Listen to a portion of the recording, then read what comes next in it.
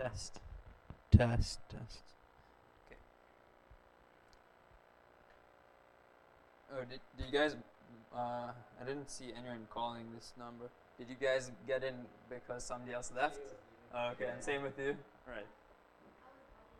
Oh, yeah. So this is what I told them. Like, this phone isn't working.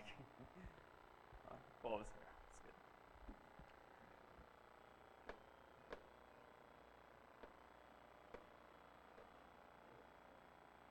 Hey, what's up, Paul? I'm good. How are you? Alright. Test. Okay, can one of you guys just check the stream?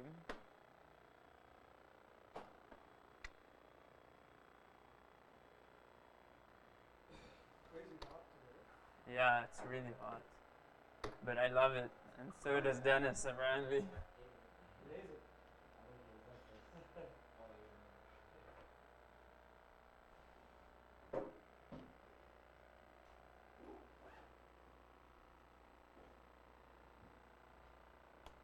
Alright, just check that.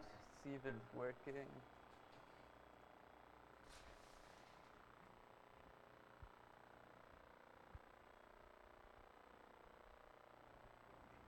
Okay, see, can you hear me? Like, you can? Okay, perfect. If you can hear me, yeah, if you can hear me on the stream.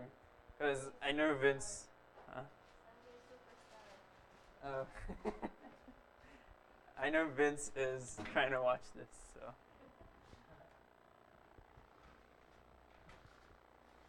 Okay.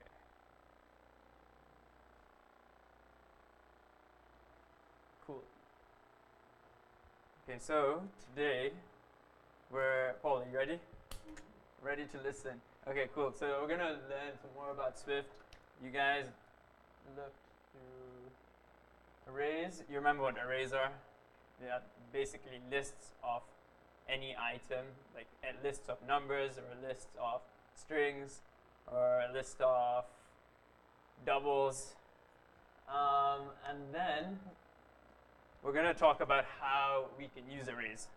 So, to start, where is it?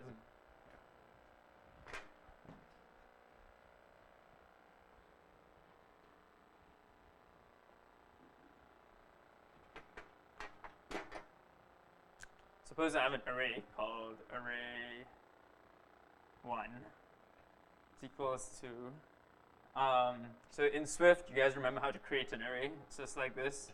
You just open a square bracket, write your first item. So we're going to use numbers. 3, 10, 1, 105. Okay. So it doesn't, remember, arrays are not ordered, okay? You can order them later if you want, but you can create them in any order.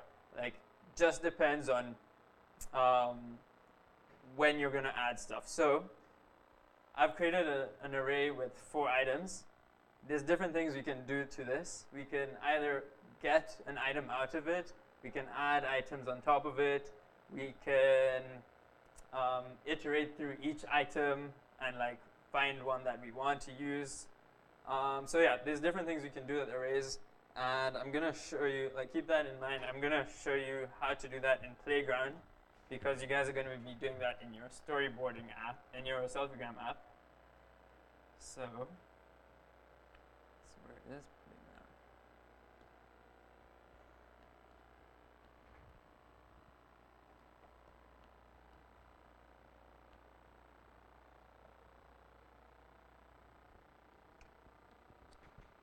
And I know you can't read that, I'll increase the font.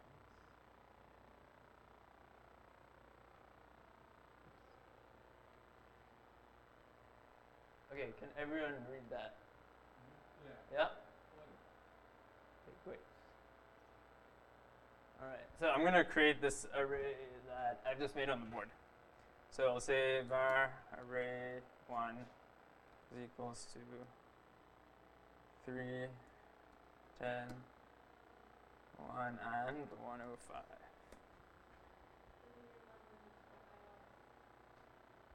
What number? Oh.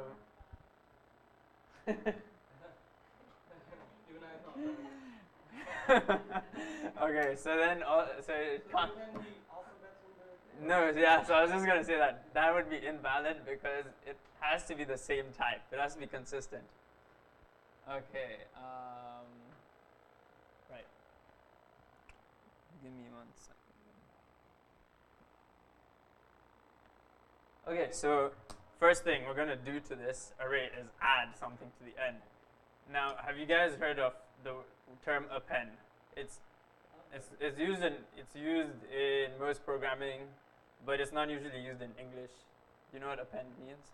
It means adding something to the end. So, if I wanted to add another number to the end of this, I could do array1, and then as soon as you press the period button, you'll see a drop-down list of different methods you can attach to that array. So, like, append is the first one. You can append another sequence, meaning you can append another array on top of that one, or you can add just a single item. We'll add an item, and we'll add the number 400. So now if we the elements or the contents of this array, it will be those 4 plus 400 at the end. And I'm not going to waste time with letting this thing run, but you know what append is doing now, right? Yeah? Cool. Next thing is if you want to insert, before I get to that, if you want to get an item from the array. So we can say array1. Again, press the full stop. Yeah, so append 400 will add 400 to the end. So now there'll be 5 elements. Okay, I was gonna come to that next, but I guess I'll do that now. Array1. So now, if you press insert, so there's another method called insert, where you tell it the elements. So I'll give it a new one, 401, and you tell it what position you want to add it in. And remember, in arrays, and I think like in most like programming list structures, the first element is always 0, and then 1, and then 2. It always starts at 0. So if I wanted to replace 3 with 401, I would have to say insert 401 at position 0. And so now, let's see if this runs. If I do a print array1.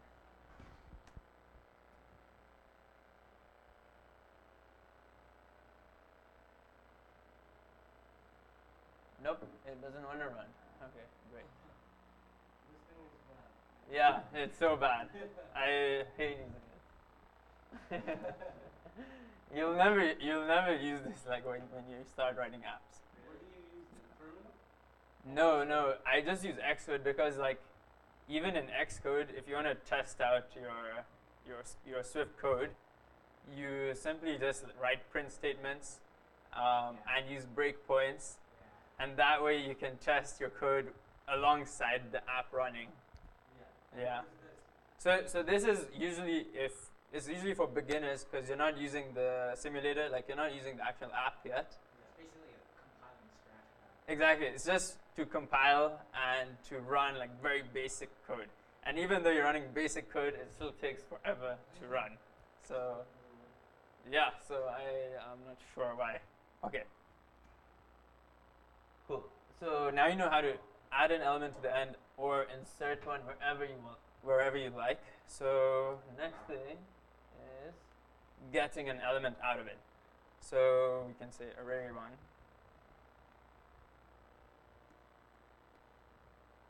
And to get an element, you have to use this keyword index. If you know the position, you say index off. So if I want the second element, I'll say index of 1. Um, I'm thinking about doing this in Xcode itself, not in playgrounds. But trying to think if that will cause a problem. Sorry, what is index return? Okay, so index return. Yeah, I made a mistake. Index returns the position. Sorry. Let me do that again. Okay. So if we want to find the position of a certain element, suppose we want the position of number 1. That's the third. It's going to be in the third space, right? Index returns the position. I confused that. I'm totally sorry. So if we wanted to find, and remember, like it's usually helpful if you assign a new variable to your result. So I'll say let position equals to array 1 dot index of 1, and this is going to return 2 because it's the third position in the array. So that will be 0, 1, and 2. Yeah, but this one will this 401 is replacing it. Yeah. Okay. It seems like we need to see the results. Otherwise, it's not gonna be good.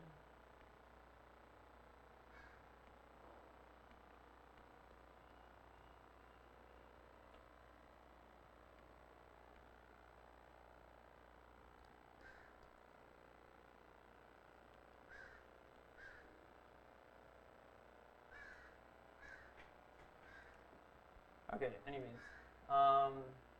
coming back to what I was trying to tell you index was, I made a mistake. If you want to get a specific element from an array, you simply have to say, so again, I'll assign it to a new variable, let new equals to. So we say the array name, which is array 1, and instead of writing the period and then choosing a method name, we have to use a square bracket and tell it the position of the element we want to receive. So if we want the first element of the array, we press 0. If we want the second element, exactly, I'll just copy that. Why would we want That's the position. Yeah. Yeah. So that would return 3. yeah, okay, I'm gonna write comments here. Or 401. Returns 401, yeah.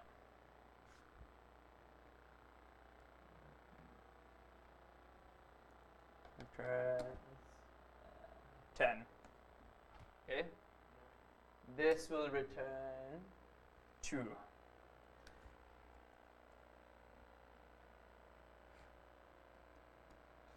Okay. And yeah, you guys get the first 2. No, this one replaces position 2. The index means position. Okay, I'll write that. Position 2. Replaces 3 with 4 1s. Okay.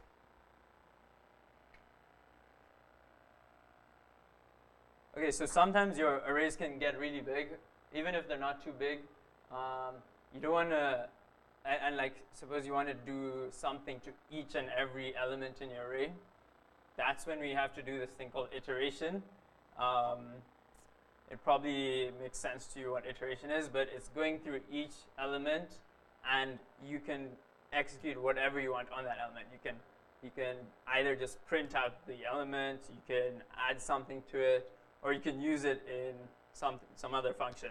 So to iterate, you have to use something called a for loop. Iteration. Yeah. If you wanted just to insert it. Okay, so then again, you just have to say array.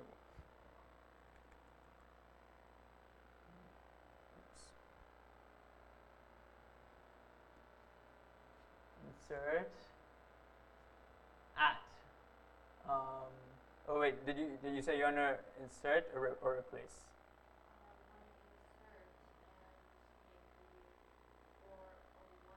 Yeah.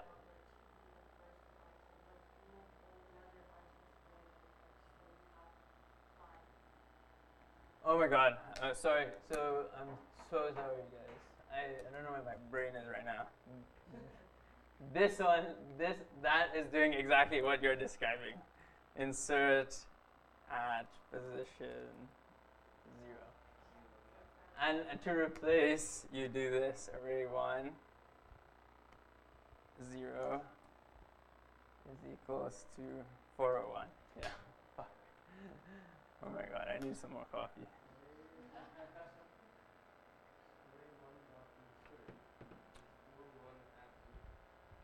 So yeah, so whenever you use the term insert, you're not replacing. But when you just use the square bracket and say the position number, it just replaces that position number with your new value. Okay? Yeah. Cool. I hope I've got all of that right. Yeah, I have. Okay, so going back to iteration, we use a thing called a for loop. So using the keyword for, and then you can use any name because this is the name you're going to be using inside the for loop block. So let's say for x, in is another keyword, array1. And then this is your block. So in this block, you can do anything you want with that element. So I could say print x. I could say no, because now you have access to that specific element. You don't need to refer to the array again, like when you're in this block. So you could just say print x, or you could add one to. Print x means actually you're printing array1. Print x means you're printing each element of the array 1, and so eventually you'll print the whole array. Yeah? Okay. Yeah. No, so when you use for name in, it's always incrementing by 1. What if you want to print array1 and then any specific position from that array? How would we write that? So if you want to print the element with the index. Yeah. So okay, so you could do this. Print x. I'm just going to write them in 2 separate print statements, just so you guys don't get confused. And then you would say print array1 index of x. So again, using what we used before, we can get the position number, and we also have the element. Make sense? Still, it will print the whole x. So it'll print your element, so it'll print 3. I'm using the old array, right? Yeah. So it'll print 3, and next to that, we'll also get 0. And then the next one will be 10 and 1. And then the next one will be 1 and 2. So, yeah, so you have the element and the index. exactly. So every time this for loop is running, we're getting the element and the index. If I remove this, X is 0. That's what x is? x is the element. So x will be 3 the first time the loop runs. It'll be 10 the second time the loop runs. It'll be 1 the third time. And it knows like the count. It knows how many elements there are. But why do you say 0? 3, 0. 3. Oh, right. That's the position. Oh, that's the Yeah. Oh. Cool. So another useful method that's attached to all arrays is their count. If you wanted to find the count, you'd simply say let count, or whatever, I'll just say count1 is equals to array1 dot count, and you'll get the number of elements in the array. That's going to be useful when you're doing your table view in your self-regram app, because you'll need to tell it how many rows you need to display. So you're going to be using this count function, on your data, which will tell the app, okay, I want 10 rows because there's 10 posts online. Cool? Right, next thing. Yeah. Yeah. So X is the element. So I'll change this. Yeah. Element. Change that. Okay. Yeah, so this for keyword is basically saying look through each element in the array, and each element is going to be called element like as you iterate through. So that's how you'd use it. You'd use the same name. Okay. All right. Next thing. Okay, dictionaries. Does anyone know what a dictionary is in terms of programming? Okay, so just like arrays, there are lists of, it's a collection of items. But now a dictionary has this thing called a key value pairing, just like how an English dictionary or a French or any language dictionary would have. So let's say dict1 is equals to. So your first key, I'm going to write key up here so you guys remember. So dictionaries are useful in cases where you have, suppose I'll give you an example, where you have country codes and then the country name. So I could have my key as CA, and the value would be Canada, and then, comma, next one would be US, United States, comma, another one, Mexico, I think it's MX, yeah, or something.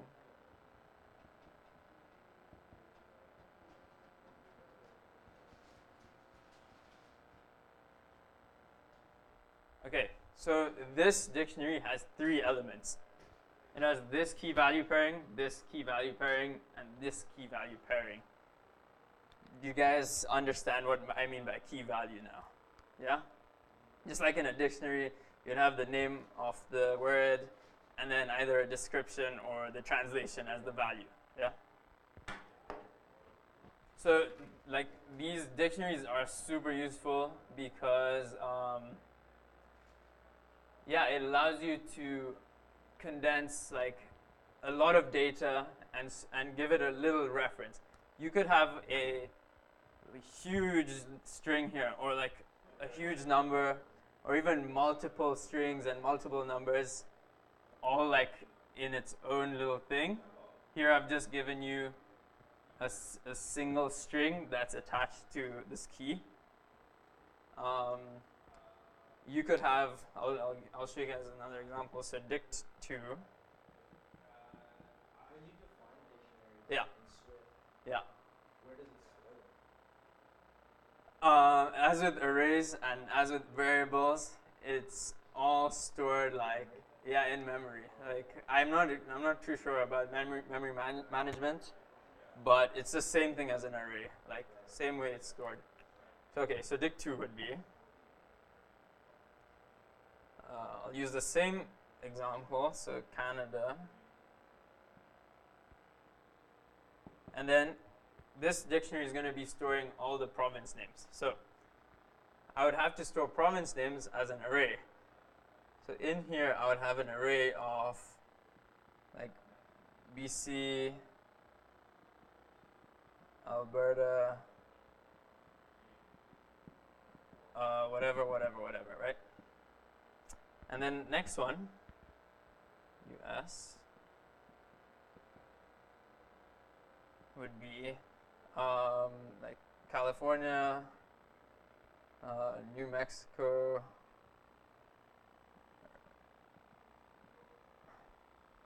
and whatever others you want. Cool. I'll leave it at those two. So in this case, our value is an array. In that case, our value is a string. So just remember, dictionaries are super useful because you can store whatever you want in the value, and you just need to know the key if you want to reference it. Okay?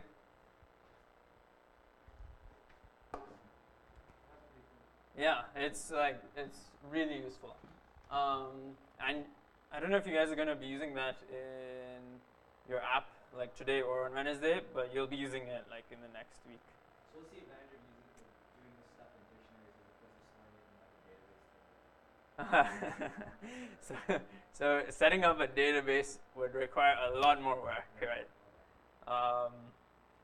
Like you'd typically require like either a back-end engineer to set up one. You could set up one on the iPhone using this framework called Core Data. It's essentially a relational database, but it requires like a lot more work.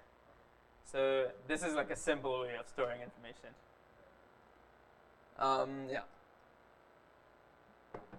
Even when you're using a back-end database, you'll need to convert stuff into an array or a dictionary to use it. Yeah, yeah. Okay, next. Optionals. What's the time here? Okay, wow. Optionals.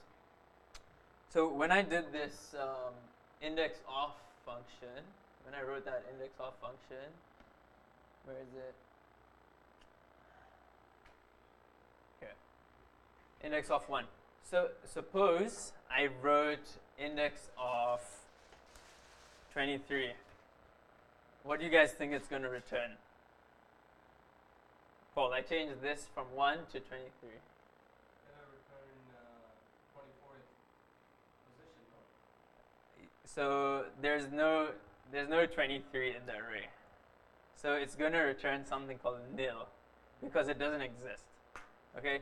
And that's where optionals become very important because sometimes a value can be nil, and if you don't define a variable as optional, I'll tell you how to define one as optional, but if you don't define it as an optional and it by some chance it is assigned to a nil value, your app's going to crash. So if I said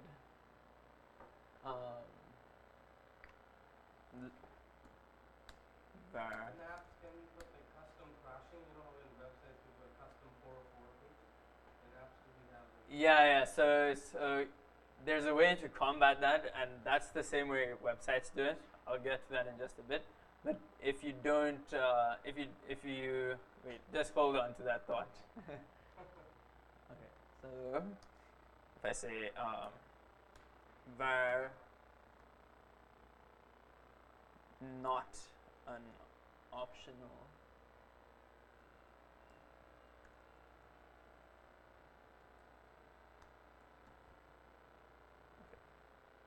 okay, and this is going to be an int var optional.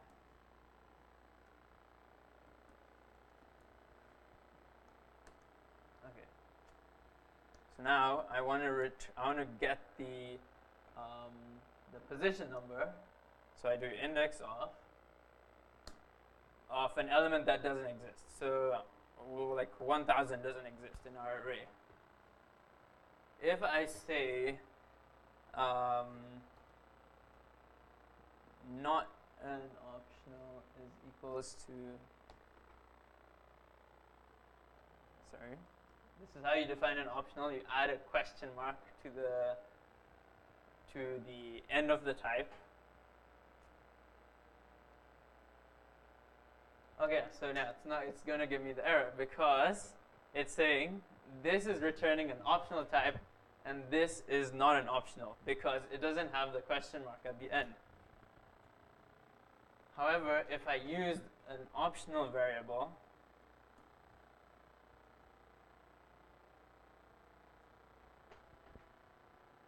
it's gonna make this. So now optional will be nil because that thing doesn't exist. So let me write that. Optional will be nil. Okay. If you don't understand, if you don't see why like this is important, don't worry. You'll understand that as time goes on. But just remember, there's these things called optionals that can store a nil value or a real value, and yeah, you'll be using them later on. So, does anyone have any questions on optionals? I guess you'd use that in a lot of error handling. And sorry? Yeah, I guess you'd be using optionals in like error handling. Yeah, like you'll pretty much use optionals everywhere where you're not certain if you're gonna have a so when you're doing a lot of networking or if you're even using arrays, because like if you use this index of function, you don't know if you're gonna return a real value or not. And yeah, Galia, good with that so far? Cool. Next thing, unwrapping. I am gonna get back to that. I just want to finish what we have to do later on.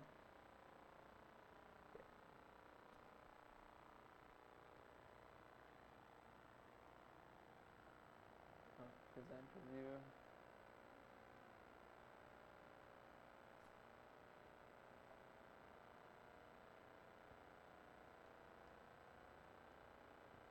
Cool. Table views. You guys added table views to your storyboard last time in the form of a table view controller. Do you guys remember that? And this is what you guys are going to be doing. Like in one of your final versions of your app, you'll have this activity feed that shows who liked whose photos, and as well as your news feed, because the news feed is also a table view that has posts as each table view cell. Okay. So remember, you can like change the size of these cells and like customize it however you want. So just like the Instagram news feed, every single post you see is a single cell of a table view. And yeah, it's used in almost every single app. It's used in settings, it's used in mail, it's used in messages. You guys probably, I think I talked about that in the first few lectures, yeah? Table views, used everywhere. Okay, so the most important thing to understand in terms of like the concept of a table view is this thing called cell reuse. Suppose you have 100 different posts that you want to download, yeah? Or you have, or even like if you have 10 and they don't all fit in the screen, you don't want to load every single one, because if there's like 100, you're going to run out of memory space.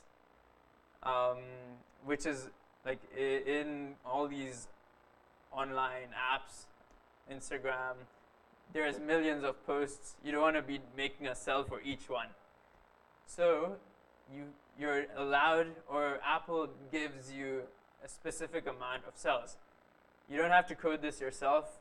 You just need to understand that there's this thing called a reuse pool.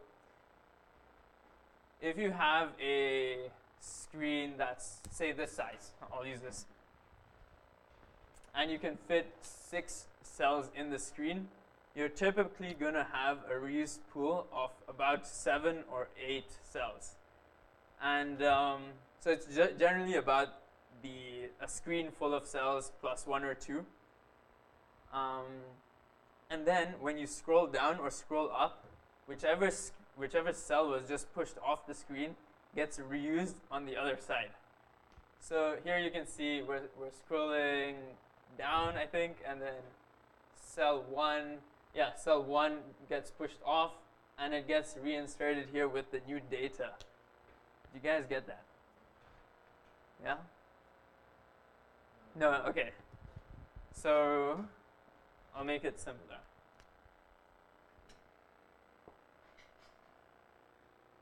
Suppose we can only see 2 cells, yeah?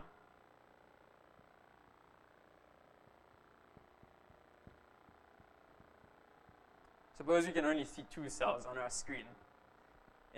In Selfiegram and Instagram, you usually only see 1 or 2 in the newsfeed. but there's millions of posts online. You don't want to load cells for every single post, right? So Apple gives you 2 cells depending on the row height. It'll give you an appropriate amount of cells. If we had a smaller row height, it would give us like maybe 5 or 6 or 7 cells. Now, coming to this thing of reusing, when we scroll down, cell 1 gets pushed off the screen. So we're going in this direction. When cell 1 gets pushed off the screen, we have to reuse it. And remember, we're not programming or writing any of this. It's being done automatically by the table view controller. Cell 1 gets pushed off, and it gets inserted down here. So maybe there was a cell 3 that was off the screen.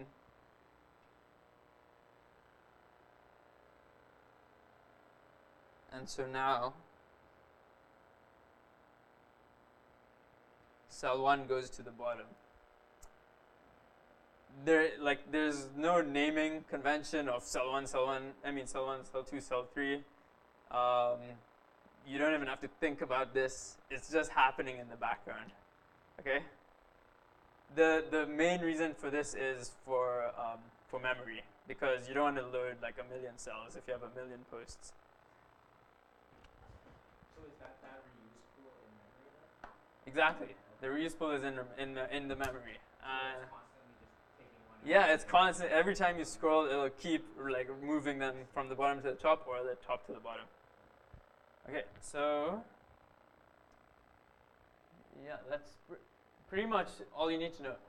It's useful because it reduces the memory footprint and it increases the performance. Like your app will work a lot faster because of that.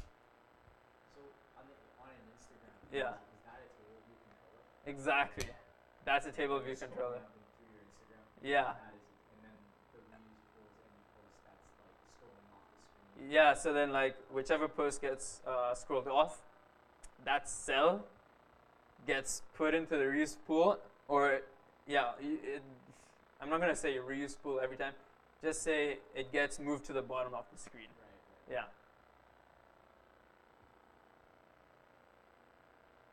Yeah. Okay. Again, like, don't worry if you don't understand this because it's happening in the background, but like, if you're wondering how table views work, that's essentially what's happening. Okay, the next thing is this thing called an index path. And this contains information about the cell position. In a table view, you have rows and you also have sections. For example, in settings, you have like I've forgotten the section number, the section names, but let me just check my phone. So okay, if you guys go to settings, do you guys all have iPhones? Yeah. Paul, I'm not sure if you have an iPhone, but okay, if you go to your settings app, you'll see that there's different sections. The first section will be like just your name with your icon, and that only has one row in it. The next section has like airplane mode, Wi-Fi, Bluetooth, all the way to carrier. That's the second section. The third section is notifications, do not disturb, control center. So you can have an unlimited amount of sections, and they can all have different amount of rows in them. And so this index path thing, it tells us what section number and what row number of that specific cell. So suppose we clicked on notifications, which is in settings. The view controller, using this index path, will know exactly which row number and what section number we clicked on. Okay? Just remember that there's sections and rows, and the rest will come. Cool. So, everyone good so far? Yeah? So now, providing data to the table view. We usually use, there's two methods that are required, which are these two. Number of rows in section, and cell for row at index path. Don't worry about the second one. First one is, how many rows are in each section? You could hard code this number. Like you could just give it a 5 or a 10, or you could use the actual amount that's in the data. So like if your array, suppose we're going to put these 4 elements inside our table view. So our table will look like this. 3, 10, 1, 105. We'd use that first function and say, let the number of rows equals to array1.count. Okay, that's all we have to do. We just have to tell it the amount of rows that are going to be in that table view, in that section, sorry. There's another method that's not required, and I just talked about it, about the sections, number of sections. It's not required because if you don't write it, it's defaulting to 1. So if you don't use the number of sections method, you'll only have 1 section. Cool? Now, this is where the magic happens. The cell-for-row index path. This is where you configure your cell, meaning this is where you populate it with your data. And there's very good instructions in the assignment about that. So just remember, cell-for-row index path is where you populate it. So that's where you're going to be inserting like the image data. That's where you'll be entering the string for the caption, or in this one, where is it? Here. This is where you'll be writing like the username with the string, with the other username. And yeah, everything happens, like all that stuff happens in the cell-for-row index path method. You like, I didn't understand this at first, but when you actually do the assignment, you'll realize like, oh, this is where I'm supposed to write all my code. In this method, you just have to write a number. Okay, I'm going to go through that with you guys, how to create a table view with a few different cells.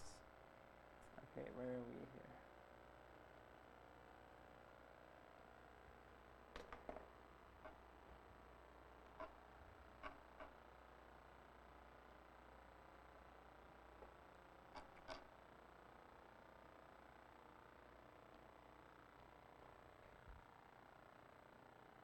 Okay, cool.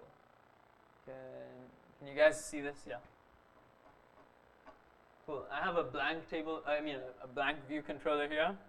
You guys, I think you added a table view controller like this, right?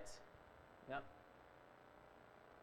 And so when we add a table view controller from this objects library, using this, why can't I zoom?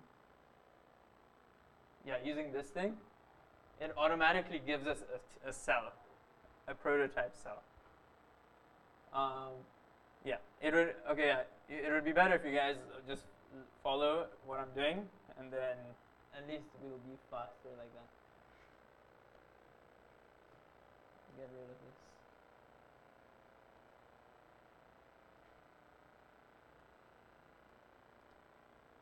There we go. Okay, so we have our table view controller. I'm going to set this as the initial view controller. You guys remember how to do that, yeah? Click on the view controller and you go to this attributes inspector is initial view controller. Now this one is not being used. I'm going to delete it. Cool, so we have one table view controller.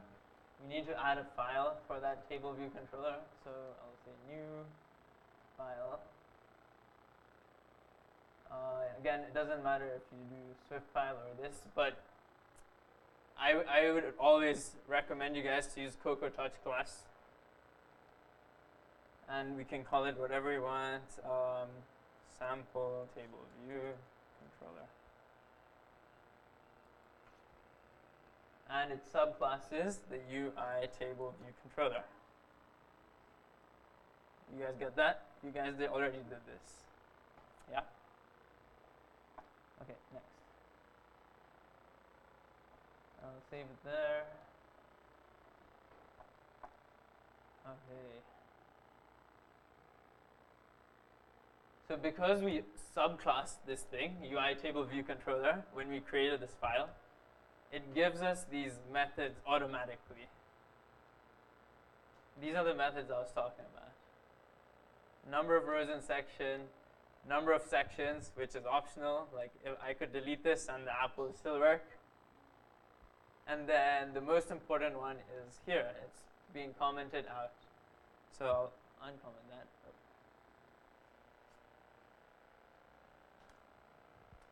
Cool. First, we're going to define an array to use. Okay, what do you guys want the array to be? What should I call the array?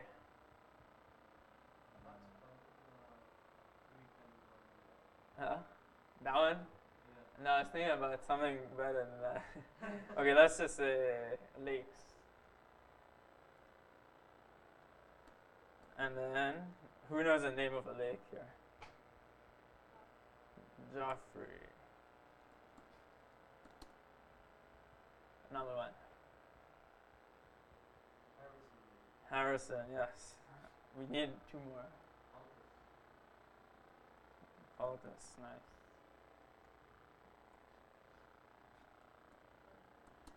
Sorry? How do you spell that?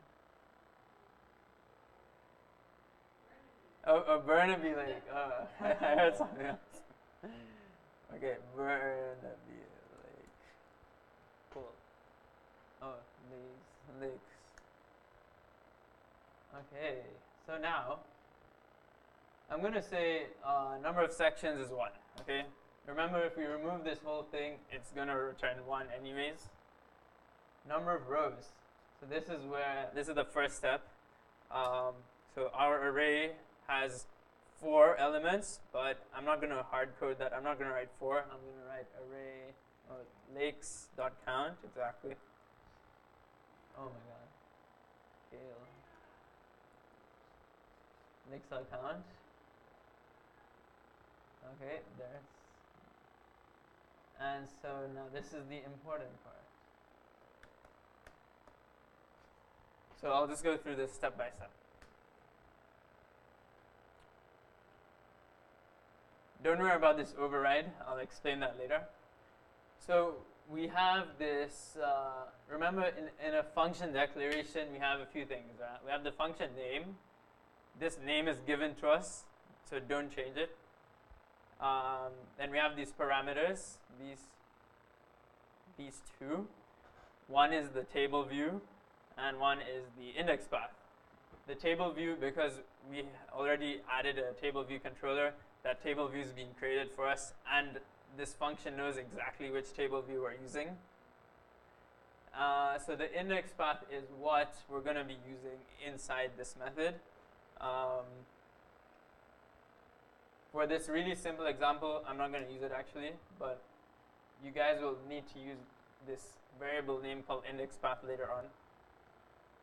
Okay, so the next thing, and it returns a cell. So first thing we have to do, which is given to us by this code that's this boilerplate code as we call it, is it creates a cell for us. And to do that, you just say let cell is equals to table view dequeue reusable cell. Remember, it's coming from the reuse pool, so we have to dequeue it. Don't worry about the terminology. You don't have to remember this because it's going to be provided to you. But we're basically getting a reusable cell from this table view that has this identifier. This identifier is incorrect right now because here, if I go to my cell, I know some of you guys did this last time, you have to give it your own identifier. So I'll say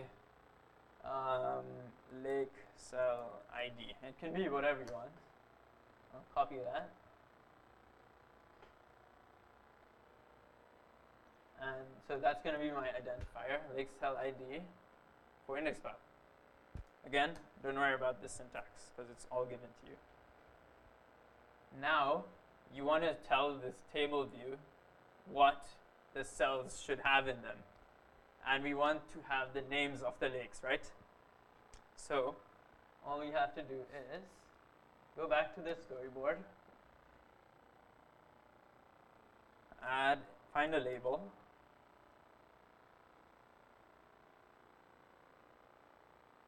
add a label into it so that we have a place to display the string. Yeah. Did you guys do this last time? Okay, never mind. Okay, so we have our label. I'm gonna call it lake name.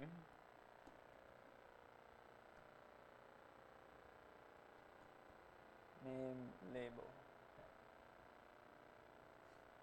Okay. Now remember how we made outlets? We have to use this assistant editor, and then this is where some of you guys got confused. Yeah, so I want to connect the label to the code because that's where we're going to be displaying our lake name. If you guys press this assistant editor and you see some random code that you've never seen before, do this. Go to this little navigation at the top, click automatic, and if you don't see your file name, my file name, remember, is same table view controller. I don't know why it's called same. I was supposed to call it sample. But yeah, if you don't see it in automatic, that means that your table view in your storyboard doesn't know it's connected to that file.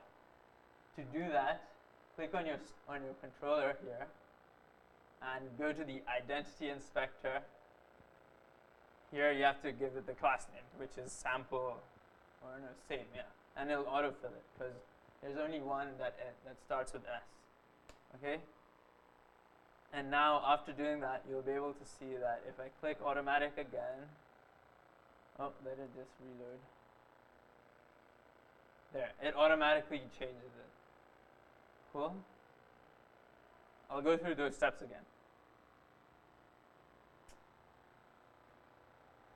So, now that these things are connected, we need to connect our outlet. And remember, the outlets have to be in the class, but not in any functions, right? So I'm going to control drag this, and I'll be like lake name label connect. So now we have the outlet. We can do whatever we want with it. I'm going to say lake name label dot text. This is how you set the text of a label. Is equals to lakes array or whatever, lakes. It's just called lakes, but it's an array. And then we want to get each individual element from that array. So now this is where like index paths become important, because this function is called for every single cell that's being displayed. So for cell 1, we need to call that function. Cell 2, the same function gets called. Cell 3, it gets called for however many cells there are. Okay. Whereas number of rows only gets called once for each section. So we want to get the exact element, or that's not the array. We want to get the exact element from that array. To do that, we have to say lakes. Remember, we give it a position if we're doing the square bracket thing. So index path dot row. Index path dot row is going to return to us the position of the cell. Okay. And I know what you must be thinking, or maybe you're gonna start pondering about this, is that because of our reuse pool, how will the index path know like which cell we are if we're gonna keep reusing cells? It automatically keeps count of that, and so the index path for this one will be 0, 1, 2, 3, and then 4, 5, 6. Even if we're reusing cells, if we're reusing 2 cells, it still knows the exact row position. Yeah, so exactly, you don't need to remember this whole notion of reusable cells. Okay, so index path.row, that returns the element or the index of the cell. You guys get that? This is the same thing as doing let cell position. This will probably make more sense. Index path.row.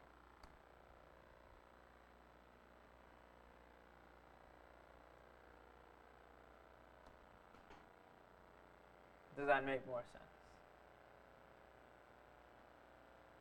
So we're getting the cell position, which is given to us by this index path. We just need to add the row because there's two different properties we could use. We could use the section number of the index path or the row number. In our case, we're only using one section, so we don't need to worry about the section number. We just want the row number. So we find the position using that. And then remember how I showed you guys in Playground. If you want to find the element in a certain position, you just enter that number in the square brackets. All right? Is anyone confused? A little bit? Can you give me an idea of where you're confused?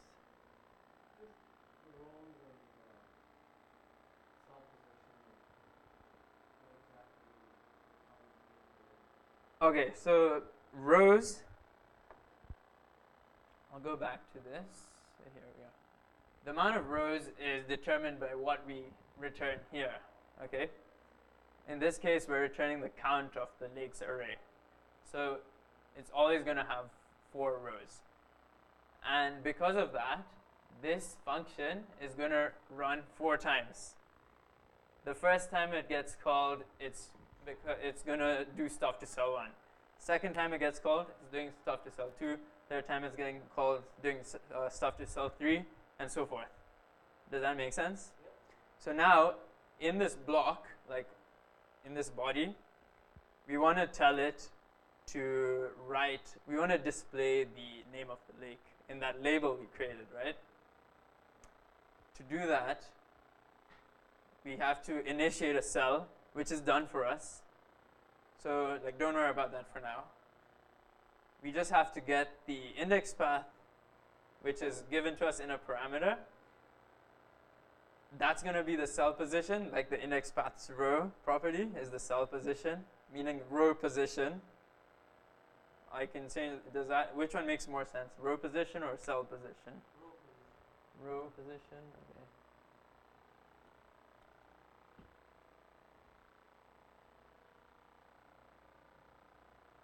Okay, row position. So we're getting the index of this current cell we're working with. Okay? Because every time this runs, the index path is going to be different. Like the first time it runs, index path will be section number 0, row number 0. And then second time it will be section 0, row 1. Third time, section 0, row 2, like that. So we get the row number, row position. And as I was showing you in Playground, to get an element from an array using a position, you just use the square brackets at the end of the array name, enter the integer, which in this case is called row position, and that will find the name of our lake. So the first time this runs, we'll get, what is the first? Joffrey. We get Joffrey. Basically is how the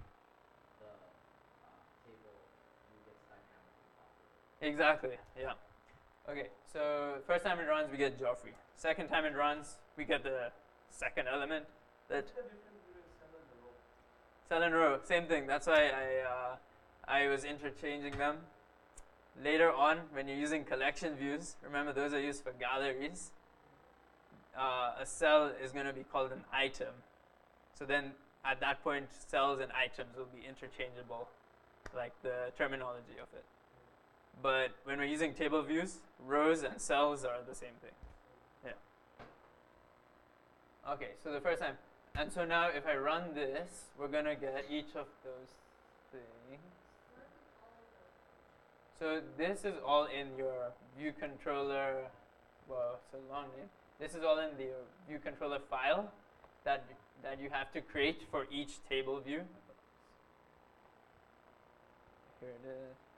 I think you. Oh yeah, you guys didn't do this yet. So remember, in your storyboard, you created this table view controller. To accompany that, you need to have a file so that this table view controller knows what to present. So you create the file by saying file new file. I'll do that again. Cocoa Touch class. Make sure you subclass UI table view controller. That's how you're going to get all those methods attached to the file, like the number of rows, number of sections, and the cell for row. So if you want all that code given to you, make sure you subclass UI table view controller. Call it whatever you want. I'll call this table view controller 2.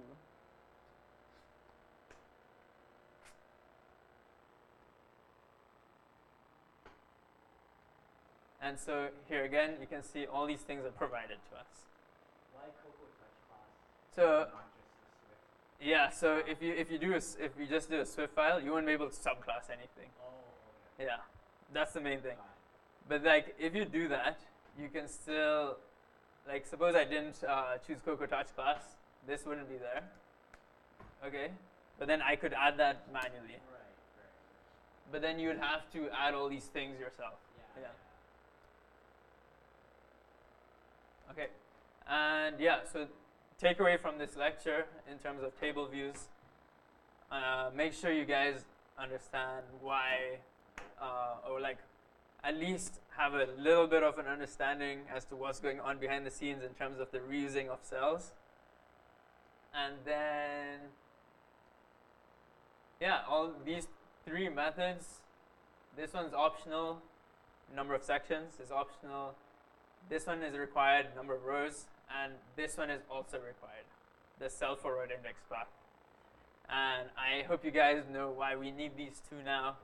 This is where you configure the cell, meaning where you populate the like how you display data, and this one is just telling the view controller how many rows there should be. If I wrote return 3, oh, this is the wrong file. I'll go back to this one.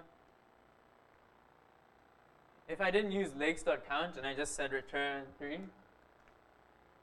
we're only going to be able to print Joffrey Lakes, Harrison, and Cultus Lake, because the cell for row method is not going to run the 4th time. So even if your array is like 5 or 6 elements long, only the first 3 elements are going to be displayed. Cool? Okay, so there's instructions in the assignment on how to do these steps. I have more time for each of you today because Vince is not here, so you guys can get started on that.